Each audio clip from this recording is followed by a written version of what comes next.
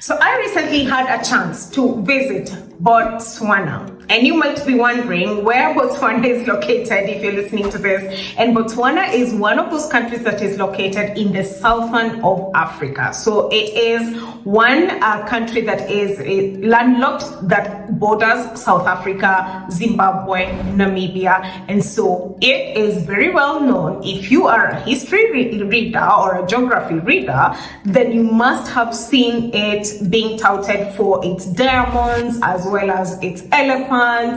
And believe me, I think it is one of those bubbles that is undiscovered in the southern of Africa, because you arrive in Botswana and you feel as if you are definitely in a different world. The southern of Africa, the global south in essence, feels as if it's not within the African continent for some reason, because maybe the economy is much better, the infrastructure is much better as compared to maybe South Africa, where I come from in Nairobi, or the west of Africa. So Botswana is one of the very well kept secrets of South Africa. So one of the things that I will talk about is first the population. Of course, the population is much lower as compared to other countries, and in fact the total population of Botswana is 2 million people in total, and Gaborone, which is the capital city, only hosts about 250,000 people, which is quite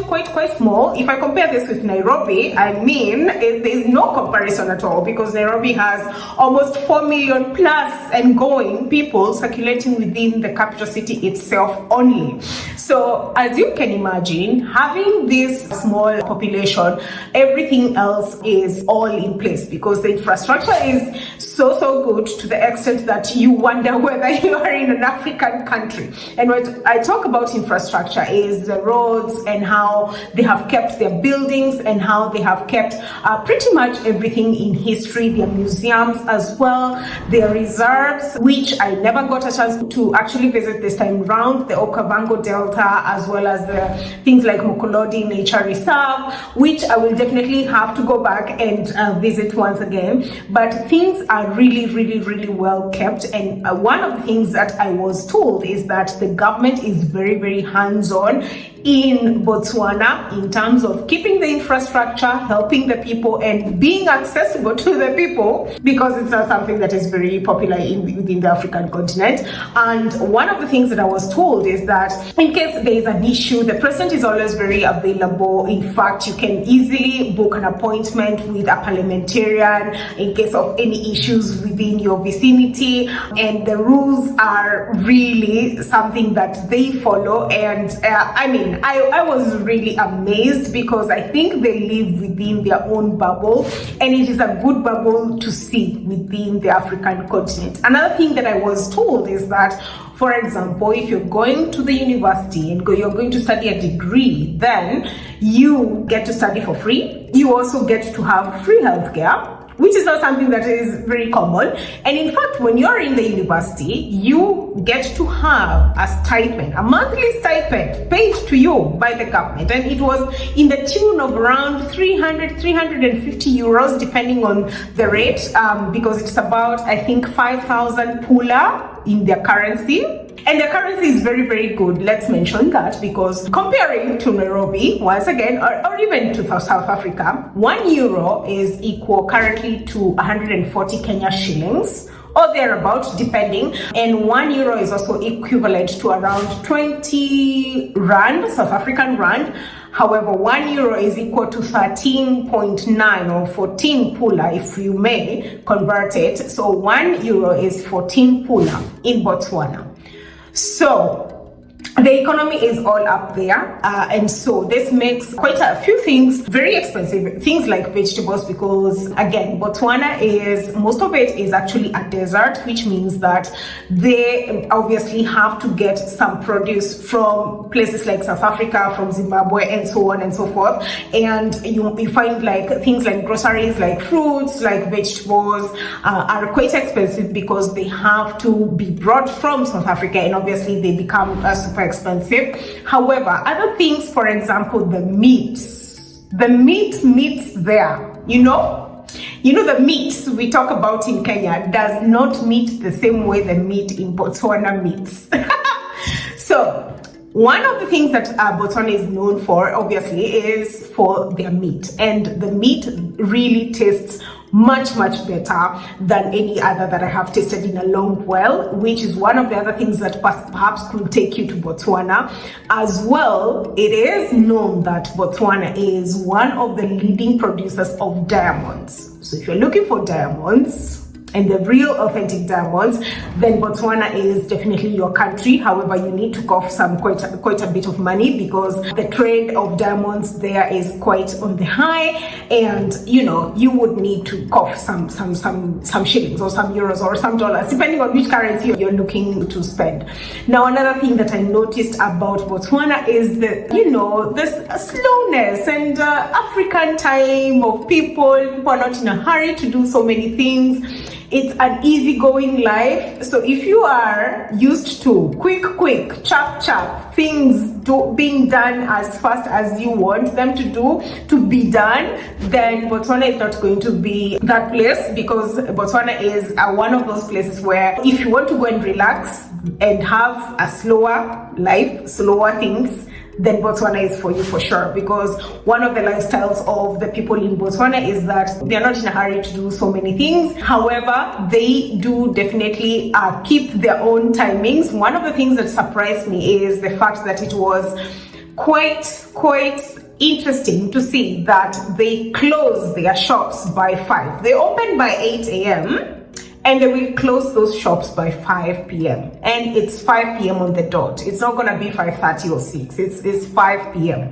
And another thing that surprised me is, like, on Sunday, if you're going to the mall and you're thinking that, oh, it's going to be a shopping afternoon on Sunday, most of the shops actually close by 2-3 p.m. to the most. And I was very surprised, because this is not something that is very common within our African countries. Within Nairobi, that's not something that is going to happen as often. But the vendors on the streets, in the main mall, in other malls, normal malls like the Field Mall, the Airport Junction Mall, I found it quite interesting to see that they close quite early and they are on time. When they say it's 5 p.m., they will close at 5 p.m. And in that case, you will find empty streets, especially on Sunday. You will find really empty streets, to the extent that you will be surprised whether you're actually in an African country or you're elsewhere.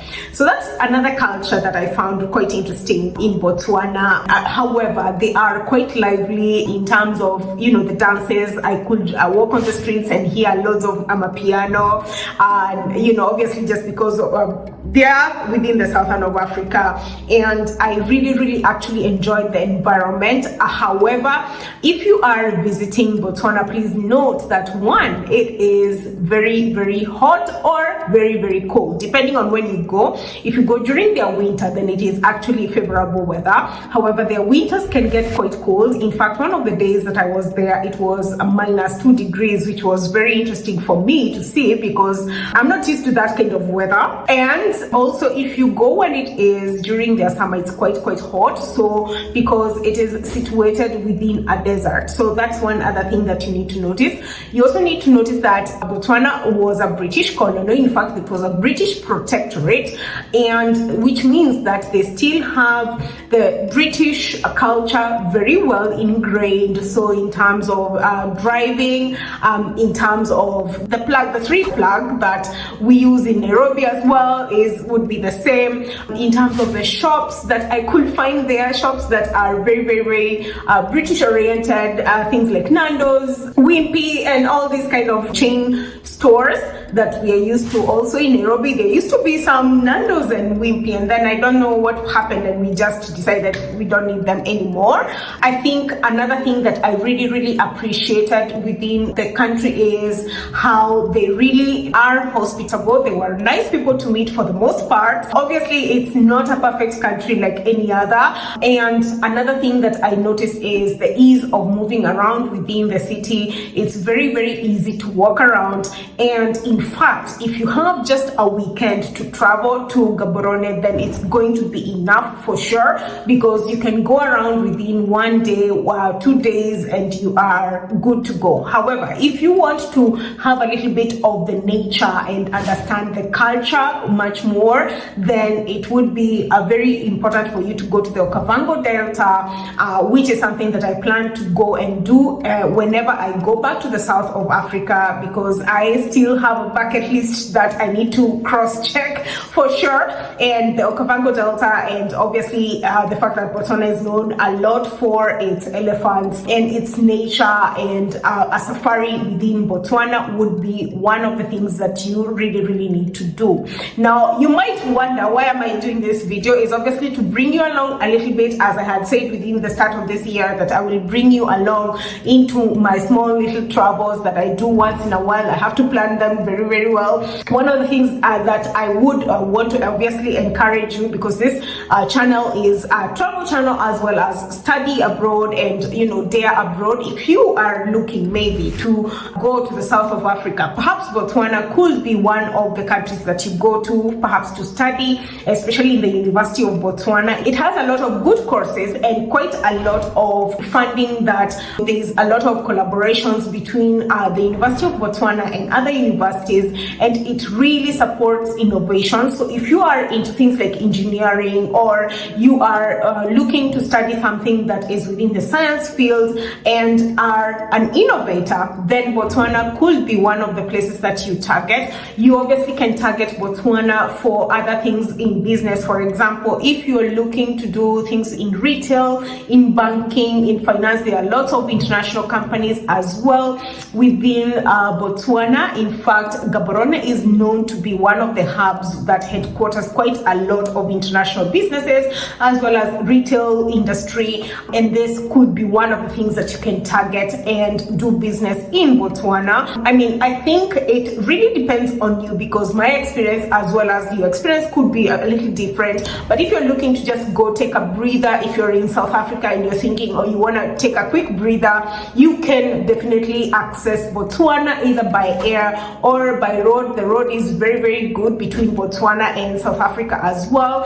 And if you're also looking to just, you're curious about Botswana just because it's a good bubble, it's a very nice bubble within the African continent that is not discovered. I wonder why we don't have quite a lot of travels going to Botswana, especially from places like Nairobi, where I come from. And I think this is one of the most untapped regions, which I would perhaps in the future want to go back to and see what it has to offer. Now, a special shout out obviously to Air Arlo for supporting me throughout this trip. Air Arlo is one of those eSIMs that offers you internet pronto as soon as you arrive in any country across the globe, and during this trip it came through for me. I was able to get internet as fast as possible, and Air Arlo is ready to give you guys loads of discounts.